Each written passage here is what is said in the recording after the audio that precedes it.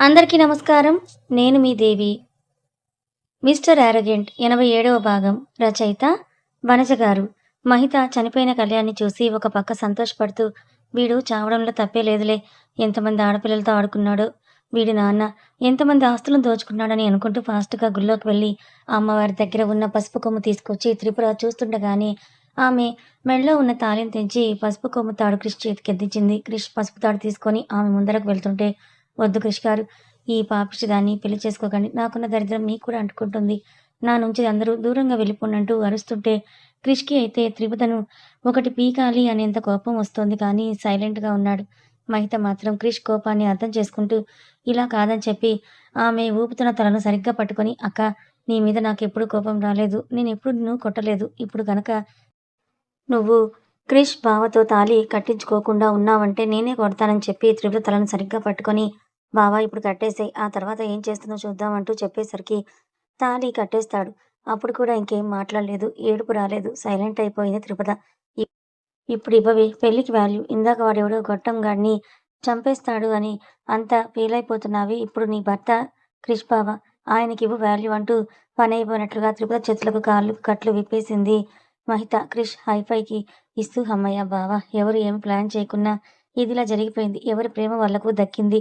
మా అక్కని చూసుకోవాల్సిన పూర్తి బాధ్యత నీకే వదిలేస్తున్నానని చెప్పి త్రిపుతను లాగి అక్కడున్న నీళ్ళ మోటార్ దగ్గరికి తీసుకువెళ్ళి ఆమె మొహం తుడిచి, అక్క ప్లీజ్ విను. ఇందాక జరిగిందసలు పెళ్ళే కాదు. వాడు పంతంతో కావాలని కట్టిన తాళికి నువ్వెందుకు విలువ ఇస్తావు? అసలు ఆ సంఘటన నీ జీవితంలో జరిగిందన్నదే మర్చిపో. ఒక పీడకలలాగా అని చెప్తూ తన మెడలో ఉన్న తాళిని చూపించి, నాకు ప్రమోద్ బావగారికి పెళ్లయిపోయిందక్కా అని చెప్పింది. అప్పటికి కూడా త్రిపుర మొహంలో ఏమీ ఎక్స్‌ప్రెషన్స్ కనిపించకపోతే, నిన్ను మార్చడం నా వల్ల కాదు. బావగారే నీకు కరెక్ట్ అని చెప్పి ప్రిపేర్డ్ అని క్రిష్‌కి అప్పగించి, బాయ్ బావ! ఇక నీ పాటలేవో నువ్వు పడు అన్నట్లుగా ఒక ముఖ్యమైన విషయం అంటూ ఫోటో వైరల్ అయిన విషయం కూడా చెప్పేసి తన ఇంటికి వెళ్ళిపోయింది మహిత. మహిత ఇంటికి వెళ్ళిపోయేసరికి సుమారు టైం 11 అలా అవుతుంది. అప్పటికి కమల పని అంతా పూర్తి చేసి ఆయన పక్కనే భయం భయంగా కూర్చొనుంటే, ఉట్టి చేతులతో ఇంట్లోకొచ్చింది మహిత. శర్మగారు అక్కడే వాలు కుర్చీలో కూర్చొనున్నారు. వాళ్ళిద్దరిని చూసి ఏం మాట్లాడకుండా లోపలికి అడుగుపెట్టిన మహితను, ఇందుకే ఇన్ని రోజులు నిన్ను నేను తిడుతూ ఉండేది. ఇప్పుడు నువ్వు నిత్యానంద శాస్త్రి కూతురివి కాదు, సుగుణాకర్ శర్మ కోడలివి కాబట్టి ఆ పేరుకి తగ్గట్టుగానే ప్రవర్తించు. అసలు నువ్వు ఎవరిని అడిగి బయటికి వెళ్ళావు చిన్నమ్మాయి అని అడగటంతో, మా అక్క కోసం వెళ్ళాను మామయ్య గారు. తప్పా? అని అడిగింది మహిత. మీ అక్క కోసం వెళ్ళావా? అని అది అలాంటి దాని కోసం ఇంకోసారి ఆ నీచమైన దాని ముఖం చూసే ప్రయత్నం కూడా చేయవద్దు అర్థమైందా? లోపలికి వెళ్ళంటూ ముఖాన్ని అసహ్యంగా పెట్టుకొని పక్కకు తీసేసరికి శర్మగారిని చూస్తూనే లోపలికి వెళ్ళిపోయింది మహిత. ఏవండీ!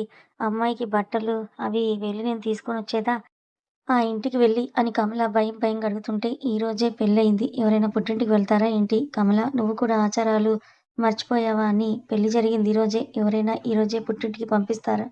ఎల్లుండి ఆ అమ్మాయి అమ్మానాన్నలు వచ్చి తీసుకెళ్ళమని చెప్పు. అంతేకాదు ఇక నుంచి ఈ కుటుంబానికి, ఆ కుటుంబానికి కేవలం వియ్యంకుల సంబంధమే ఉంది తప్ప ఇంకా ఎలాంటి బంధుత్వం లేదని ఖరాఖండిగా చెప్పేసి లోపలికి వెళ్ళిపోయారాయన. మహిత వెళ్ళిపోయినా కూడా ఆ మోటార్ దగ్గర కూర్చొనున్న త్రిపుర దగ్గరికి వచ్చాడు క్రిష్. ఏంటే ఇప్పుడు నువ్వు నాతో వస్తున్నావా? లేదా జీవితాంతం ఆ పసుపు కొమ్ముని మోస్తూ ఎక్కడికైనా వెళ్ళిపోయి ఒంటరిగా బ్రతుకుతూ నాకు కనబడి కనపడకుండా దాగుడుమూతలు ఆడుతూ ఉంటావా? అని అతను అడిగేసరికి, నేనెక్కడికి వెళ్ళను. నాకెవరూ అవసరం లేదు క్రిష్ గారు. నా దరిద్రాన్ని ఎవరికి పంచాలి అనుకోవడం లేదు అంటూ త్రిపుర అనేసరికి ఇంకేముంది, మన బాబుకి అసలే కోపం ఎక్కువ. అందుకే చెంప చెల్లుమనేలాగా ఒక్కటి పీకి తిరిగి ఆమెని హగ్ చేసుకున్నాడు. పాపం బుగ్గ కందిపోయింది త్రిపురది. ఇప్పుడు నిన్నొదిలేసిపోయి నువ్వు సెంటిమెంటల్ డైలాగ్స్ చెప్తూ ఉంటే వినడానికొచ్చాననుకుంటున్నావా? మూసుకొని రావే. ఇవన్నీ నువ్వు కాలేజీలో జాయిన్ అయ్యి నాకు కళ్ళెదుట పడకుండా ఉన్నప్పుడే ఈ కథలన్నీ పడుండాల్సిందని చెప్తూ తిరుపతిని ఇంటికి తీసుకొని వెళ్ళాడు. దారి మొత్తం వీళ్ళిద్దరిని చూసి, ఈ అమ్మాయి ఫోన్‌లో ఇంకొకరితో ఉంది. ఇప్పుడేంటి బాబు పెళ్లి చేసుకున్నాడు అని అంటూ అందరూ అమ్మలక్కలు వాళ్ళ ఆయనలని బయటకు పిలిపించి మరీ చూపిస్తూ బుగ్గలు నొక్కుకుంటూ ఉంటే, క్రిష్ అసలు వాళ్ళని కేర్ కూడా చేయడం లేదు. కాసేపు నడిచాక క్రిష్ అబ్బా! అని అంటూ మూలిగేసరికి త్రిపద భయంగా అతని వైపే చూసింది. ఆమె మొహంలోని టెన్షన్‌కి నాలిక ఒకవైపు బుగ్గకి పెట్టి వెక్కిరిస్తూ తన చేతుల్లో ఉన్న హ్యాండ్ స్టిక్‌ని విసిరేశాడు. ఇందాక ఏడ్చిన మొహం ఇప్పుడు వెలిగిపోయి అక్కడే కింద కూర్చొని, క్రిష్ గారు మీకు నయమైపోయిందా? అని అడుగుతూ ఉంటే, నయం అయిపోలేదే. ఇక నుంచి నాతో పాటు నడవటానికి పక్కన నువ్వు కూడా ఉంటావు కదా! అందుకే స్టిక్ ఎందుకని పక్కన పడేశాలే అని వెటకారంగా చెప్పేసరికి మూతి ముడుచుకుంది ఆమె. ఆమె భుజం మీద చెయ్యేసి శాస్త్రి గారింటి వరకు తీసుకువెళ్ళాడు క్రిష్. కానీ లోపలికి వెళ్ళలేదు.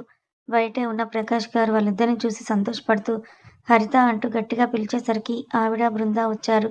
ఇక ఆర్య అయితే తిరుపతి మెడలో పసుపు కొమ్మని చూసి షాక్ అయిపోయి అంత షాకింగ్‌లో గూడా నరేంద్రకు ఫాస్ట్‌గా మెసేజెస్ పంపించాడు. శాస్త్రి గారు కూడా అది చూసి కొంచెం సంతోషపడితే శ్యామల ఎలాగో పిలిచినా వచ్చి హారతి ఇవ్వదు కాబట్టి హరితని చెల్లెమ్మ నువ్వే అమ్మాయికి హారతివ్వు అని చెప్పడంతో ఆమె లోపలికి వెళ్ళేలోపు ఇది పుట్టినిల్లుగానే ఉంటుంది.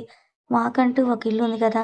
అక్కడే గృహప్రవేశం జరుగుతుందని సీరియస్‌గా చెప్పి ఫోన్ తీసుకొని బయటకు వెళ్ళాడు. వెళ్తూ ప్రకాష్ గారిని కూడా మన ఫ్యామిలీ వరకు రండని చెప్పగానే ఆయన ఆనందం అంతా ఇంతా కాదు. ఒకవైపు కొడుక్కి పెళ్లయిందని, ఇంకోవైపు అతను మన ఫ్యామిలీ అనగానే ఇంకా ఆలస్యం చేయకుండా క్రిష్ ఎక్కడికి వెళ్ళాలనుకుంటున్నాడో అర్థమైపోయింది. హరితను, బృందాను తొందరగా చేస్తూ కార్ డ్రైవర్ అక్కడే ఉండటంతో అందరూ కార్‌లోకి ఎక్కేశారు. అరగంటలో ప్రకాష్ గారి పాత ఇంటి ముందు ఆగింది కార్. దాన్ని చూడగానే ఎమోషనల్ అయిపోతూ కళ్ళలో నీళ్లు తుడుచుకుంటుంటే ఎక్కడికొచ్చామా అని చూసింది. అదెవరిల్లో అర్థం కాలేదామెకి. అందరూ కారు దిగి లోపలికి వెళ్లారు. ప్రకాష్ గారు తనను తాను స్థిమితపరుచుకుంటూ హరిత లోపలికి వెళ్లి హారతి తీసుకురా అని చెప్పడంతో ఆమె వద్దండి కొత్త కోడలిగా ముందు తిరుపతిని కుడికాలు ఈ ఇంట్లో పెట్టాలి. ఆ తర్వాత నేను వెళ్తాను అని ఆమె ఒప్పుకోకపోవడంతో కోడలి కంటే ముందు ఆ ఇంటి యజమాని తాళి కట్టిన ఆవిడ ఒకరుంటారు. తను వెళ్లి హారతిస్తేనే బావుంటుందేమో అని క్రిష్ చెప్పేసరికి ఇండైరెక్ట్‌గా హరితనే అన్నాడని అర్థం చేసుకుంటూ సంతోషపడిపోయి హరితని ముందు మనసులో త్రిపుర గారిని తలుచుకుంటూ ఇంట్లో కుడికాలు పెట్టింది. ఇంట్లో అన్ని పాత వస్తువులే. ఇప్పుడు హారతి ఎలా ఇవ్వాలా అని ఆలోచిస్తూ ఒక ప్లేట్ ఎప్పటివో ఉన్న పసుపు, కుంకుమ, కర్పూరం ఉంటే ఎలా అలా ఆలోచిస్తూ ఆ ప్లేట్‌తోనే బయటికి వెళ్ళిన ఆమె బావ చాలా రోజులయింది కదా! అందుకే కర్పూరం ఇవేవీ లేవని చెప్పగానే బృంద అసలు ఎక్సైట్‌మెంట్‌లో ఉంది కదా! అందుకే ఫాస్ట్‌గా ఆర్య జేబులోకి చెయ్యి పెట్టి అతను అరిచేలోపే లైటర్‌ని బయటికి తీసి కావాల్సింది అగ్నినే కదా అమ్మా! ఇదిగో అంటూ దాన్ని వెలిగించి నీళ్ళ మీద పెట్టినట్టు పట్టుకుంది. ఇంక దాంతోనే త్రిపుద క్రిష్‌కి హారతిచ్చి కుడికాలు లోపలికి పెట్టి రామ్మా అని చెప్పడంతో క్రిష్ త్రిపుద వంక చూసింది. అతను నీ కుడికాలు ఏదో నేనేమైనా చెప్పాలా అని అడగటంతో వద్దంటూ అమాయకంగా తలని ఊపి లోపలికి అడుగుపెట్టబోయేసరికి ఆపేస్తూ హలో ఇలా ఊరికే వచ్చేస్తారా? ఆడపడుచుని ఒకరిని ఉన్నానని ఏమైనా మీకు గుర్తుందా? కాబట్టి పేర్లు చెప్పుకొని నా వాటా ఏంటో ఈ హారతి ప్లేట్‌లోకి వేసేస్తే నేను హ్యాపీ. మిమ్మల్ని లోపలికి రానిస్తానని బృంద చెప్పడంతో హరిత తనని కోప్పడుతూ బృంద ఇక్కడ జరుగుతున్నదేంటి? నువ్వేంటి చిన్నపిల్లలాగా సైలెంట్‌గా ఉండు అని అనడంతో చుట్టూ చెయ్యి వేసి నా పేరు క్రిష్ మహదేవ్. నా భార్య పదంతో కలిసొచ్చానని చెప్పేసరికి త్రిపుద లుక్స్ చేంజ్ అయిపోయాయి అతని వైపుకి. అవి ఎలా ఉన్నాయంటే ఇప్పుడు కూడా పదం నా పేరు అసలు ఈ జీవితంలో మీరు పలకరా అంటూ దీనంగా చూస్తుంటే అతను లేదన్నట్టుగా తలని అడ్డంగా ఊపాడు. ఆమె ఆలోచనల్ని చదివినట్టు. ప్రెజెంట్ క్రిష్ దగ్గర క్యాష్ లేదు కాబట్టి అతని చేతికి ఉన్న రింగ్‌ని తీసి ప్లేట్‌లో వేయబోతుంటే ఆపేసిన బృంద. ఇప్పుడంత సాహసం వద్దులే అన్నయ్య. నన్ను చెల్లిగా యాక్సెప్ట్ చేస్తే అంతే చాలు అని ఆమె చెప్పడంతో ఫస్ట్ టైమ్ బృందను చేత్తో తల నిమిరి ఆమె సైలెంట్ అయిపోతే త్రిపద నా పేరు సూర్య వెంకట అని తన పేరు చెప్పబోతుంటే క్రిష్ ఒక లుక్ ఇచ్చేసరికి ఆపేస్తూ నా పేరు త్రిపద. మా ఆయన క్రిష్ గారితో వచ్చారని ముభావంగా చెప్పింది. మళ్ళీ మైండ్‌లో పురుగు తిరగడంతో ఇద్దరూ లోపలికి రావడానికి పక్కకి తప్పుకున్న బృంద క్రిష్ తనని టచ్ చేసినందుకు ఎమోషనల్ అయిపోతూ అట్ ద సేమ్ టైమ్ సంతోషంగా కూడా ఉంది. లోపలికి వెళ్ళిన త్రిపద చెయ్యి వదిలేసిన ఒక రూమ్‌లోకి వెళ్ళిపోతాడు క్రిష్. బృంద దగ్గరికి వెళ్ళిన ఆమె బాధపడకండి బృందాగారు. ఆయన మిమ్మల్ని ఎప్పుడూ చెల్లెలుగానే స్వీకరించారు. కాబట్టే మీ బాధ్యతలన్నీ ఆయనే స్వయంగా తీసుకున్నారు. కానీ బయటపడడం లేదంతే. ఆ సమయం కూడా త్వరలోనే వస్తుందని చెప్పింది. థాంక్ యూ సో మచ్ వదిన. నీ వల్లే అన్నయ్య మారాడు అని అంటూ బృంద త్రిపదని హగ్ చేసుకుంది. ఇక మనం మాత్రం ఎందుకు త్రిపద అని పిలుద్దాం. పదం అని మన క్రిష్ బాబే పిలిచేసినప్పుడు సో ఇక నుంచి త్రిపదం పదంగానే అవుతుంది. కొంచెం సేపు అడ్జస్ట్ అవ్వండి అందరూ కూడా సాయంత్రానికి ఇల్లుని క్లీన్ చేయిస్తానంటూ ప్రకాష్ గారు ఆ ఊర్లోకి వెళ్ళేసరికి అత్తాకోడళ్ళు ఏం చేయాలో అని ఆలోచిస్తూ ఆ ఇంటిని చూసి ఇలా ఉంటే అవ్వదు అని అంటూ వాళ్ళే పనిలోకి దిగారు. ఆర్య తండ్రికి ఫోన్ చేద్దామని ఎవరూ లేని ప్లేస్‌ని వెతుక్కుంటూ మరీ బయటికి వెళ్ళి హలో నాన్న నువ్వసలు ఏమనుకోని ప్లాన్ చేశావు? కానీ ఇక్కడ ఆ క్రిష్ గాడి పెళ్లి త్రిపురతో అయిపోయిందని చెప్తూ చిన్నగా మాట్లాడుతుంటే సడెన్‌గా అతని ఎదురుగా నిలిచిన క్రిష్‌ని చూసి జడుసుకున్నాడు. వెంటనే కాల్ కట్ చేసిన ఆర్య ఏంటని విసుగ్గా అనడంతో అతన్ని ఒకడు పీకిన క్రిష్ నీకిచ్చిన ఛాన్సెస్ అన్నీ కూడా అయిపోవచ్చాయిరా! అయినా మీ తండ్రి కొడుకులకు మాత్రం మాతో ఏం పని చెప్పు? నీ చెల్లెల్ని పెళ్లి చేసుకోవాలని ఏవైనా పిచ్చి పిచ్చి వేషాలు వేస్తున్నారేమో అంత సీన్ మీకు ఇవ్వను. ఏంటి ఫోటోలు వైరల్ చేస్తే ఎవరు అని కనుక్కోలేరని అనుకుంటున్నారా? మీరు ఫోటోలు వైరల్ చేయించడానికి మనుషులు కావాలేమో అవి తీసేయడానికి నేను నా ఫోన్ చాలు అని కానీ చేసిన ప్లాన్స్ అన్నీ బావున్నాయి. ఇంకా వెళ్ళి ఆడుకో అని చెప్పి తీసుకున్న దానికి వడ్డీ బాగా పెరిగిపోతోంది. తొందరలోనే అన్నీ ఇచ్చేస్తానని చెప్తూ ఆ ఫోన్ అక్కడే నేలకు విసిరి కొట్టేసి లోపలికి వెళ్ళిపోయాడు క్రిష్. ప్రకాష్ గారు డబ్బులు కొంచెం ఎక్కువే ఇస్తానని ఒక ముగ్గురు పని మనుషుల్ని పిలుచుకొని రావడంతో సాయంత్రానికి పాత ఇల్లు కాస్త కొత్తగా మెరిసిపోయింది. హరిత, బృందాన్ని కార్ డ్రైవర్‌ని తీసుకొని వెళ్లి ఇంట్లోకి కావాల్సినవన్నీ కూడా తీసుకొని వచ్చారు. పొద్దు పొడుస్తూ ఉండగా ఇంకా పూజ కోసం అన్ని ఏర్పాట్లు చేసిన హరిత దీపం వెలిగించడానికి త్రిపదను పిలిచింది. ఆమె అలాగే అంటూ వస్తుంటే ప్రకాష్ గారేమో "నువ్వొక్కదానివే ఎలా అమ్మా చేస్తావు? వాడిని కూడా పిలువు" అని అనడంతో వస్తారా అన్నట్లు ఉన్నాయి. అక్కడే కూర్చున్న క్రిష్ వైపు తన చూపులు. ఇప్పుడు వెళ్ళకపోతే అలుగుతుందనుకున్నాడో, లేక ఆమె సంతోషం ఇంపార్టెంట్ అని అనుకున్నాడో ఏమో కానీ త్రిపద పక్కనే కూర్చున్నాడు వచ్చి. క్రిష్ త్రిపద చేతి ఏ భావం లేకుండా పట్టుకుంటే ఆమె మాత్రం దీపాల్ని వెలిగించి మనస్ఫూర్తిగా దేవుళ్ళను మొక్కుకుంది. నిజంగానే నేను నష్టజాతకురాలిని అనే అర్థమైపోయింది. కానీ నా వల్ల ఈ కుటుంబానికి ఎలాంటి ముప్పు జరగకుండా నువ్వే చూడాలి స్వామి. దానికోసం నాకు ఏవైనా పర్వాలేదు అని ఇంకా రెస్ట్ తీసుకోమని చెప్పి హరితని రాత్రి కోసం అందరికీ సింపుల్‌గా వంట చేసేస్తుంది. ఈ గ్యాప్‌లో ఆమె ఒకసారి ప్రకాష్ గారి దగ్గరికి వెళ్లి ఏవండీ ఈరోజు కార్యం చేయాలి కదా! ఏర్పాట్లు చేయనా వద్దా? అని అడగటంతో పెళ్లి ఎలా జరిగినా అది కూడా ఇంకో ఆచారమే కదా హరిత! కావాల్సినవన్నీ ఉన్నాయి కదా! ఏర్పాట్లు చెయ్యి అని అంటుంటే మరి ముహూర్తం అంటూ నసిగిందామె. ఇద్దరి మనసులు కలిసినప్పుడు ముహూర్తాలతో పని ఏముంది? వాళ్ళిద్దరూ ఎప్పుడో ఒక్కటవ్వాలి.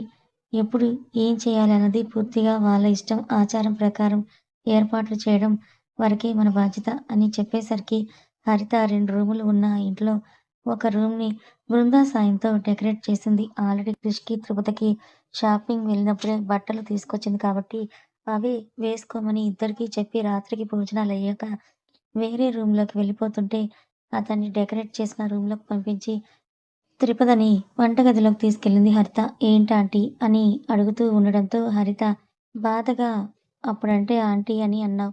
ఇప్పుడు కూడా ఆంటీనేనా అని అంటే మీ ఆయన నన్ను తన చిన్నమ్మగా ఒప్పుకునే వరకు నువ్వు నన్ను అత్తయ్య అని పిలవ్వా అని అంటూ బాధగా అడిగేసరికి అయ్యో! అలాంటిదేమీ లేదత్తయ్య అనేసింది. సర్లే ఇప్పుడు అవన్నీ ఎందుకులే అని అంటూ తన కంట్లో నీళ్లు తుడుచుకొని పాల గ్లాస్‌ని ఆమె చేతికిచ్చి అందిస్తూ మీ జీవితంలో ఎన్ని రోజులు పడిన బాధలు అవన్నీ కూడా మర్చిపోయి ఇష్టంగా వాడితో కొత్త లైఫ్‌ని స్టార్ట్ చెయ్యి త్రిపద అని పాల గ్లాస్ ఇచ్చి పంపించింది. లోపలికి వెళ్ళిన ఆమె క్రిష్ కోసమే చూస్తుండగా అతను మాత్రం తనకు ఉన్న టాలెంట్‌తో యాప్ నుండి ఫోటోస్ అన్నీ కూడా పర్మనెంట్‌గా డిలీట్ చేసే పనిలో పడిపోయాడు. డోర్ వేస్తున్న సౌండ్‌కి తలెత్తి చూడగానే మంచిగా చీరలో పొడవు జడను లూజ్‌గా వదిలేసి మెడలో పసుపు తాడు మాత్రమే ఉండి అతని కళ్ళకు కనిపించింది త్రిపద. అది ఎందుకోసమో క్రిష్ బాబుకి తెలియదా? అందుకే ఆమె దగ్గరికి రాగానే 10 నిమిషాలని చెప్పి పని పూర్తి చేసి ఫోన్‌ని పక్కన పెట్టేశాడు.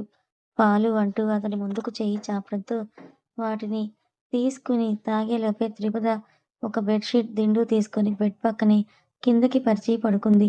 ఇక్కడ మైతకి కూడా సేమ్ టు సేమ్ జరిగింది. కమలకి ఆ ఆలోచన రాకపోయినా శర్మగారే తర్వాత జరగాల్సిన కార్యక్రమాలు చూడవా అని అరవడంతో అప్పటికప్పుడు ప్రమోద్ రూమ్‌ని డెకరేట్ చేసి కొడుకు రూమ్‌లోకి పాల గ్లాస్ ఇచ్చి పంపించింది చిన్న మేనకోడల్ని. అప్పటి వరకు ఆమె ముఖాన్నే చూడని ప్రమోద్ మహితను అప్పుడు చూస్తూ పాల గ్లాస్ కంటే ముందే ఆమె చేతిని పట్టుకొని లాగడంతో ఆ గ్లాస్ పక్కన పెట్టేసి కోపంగా ప్రమోద్‌ని బెడ్ మీదకి తోసేసింది మహిత. శ్యామలని శాస్త్రిగారు సాయంత్రం వరకు ఆ రూమ్‌లోనే బంధించారు. అరిచి అరిచి అలసిపోయింది. కానీ శాస్త్రిగారికి ఒక పక్క ఇద్దరి కూతుళ్ళు మంచివాళ్ళ చేతుల్లోనే ఉన్నారు. పెళ్లయిపోయిందని నిశ్చింత అయితే సడెన్‌గా ఆయన ఒంటరిగా ఫీలయిపోయి ఇంట్లో లైట్లు కూడా వేయడం మర్చిపోయి వరండాలో అరుగు మీద అలాగే కూర్చున్నారు ఒంటరిగా. ఇంట్లో ఉన్న పిల్లలు సడన్‌గా వెళ్ళిపోతే అలాగే ఉంటుందేమో కదా! సర్లే చెప్పండి. ఇప్పటికైనా స్టోరీ ఎలా అనిపించింది మీకు? ముందు ముందు చాలా చాలా సీన్సే వస్తాయి. గెట్ రెడీ అన్నమాట. కథ కొనసాగుతుంది. కథ నచ్చితే లైక్ చేయండి. మరికొంతమందికి షేర్ చేయండి. Thank you so much.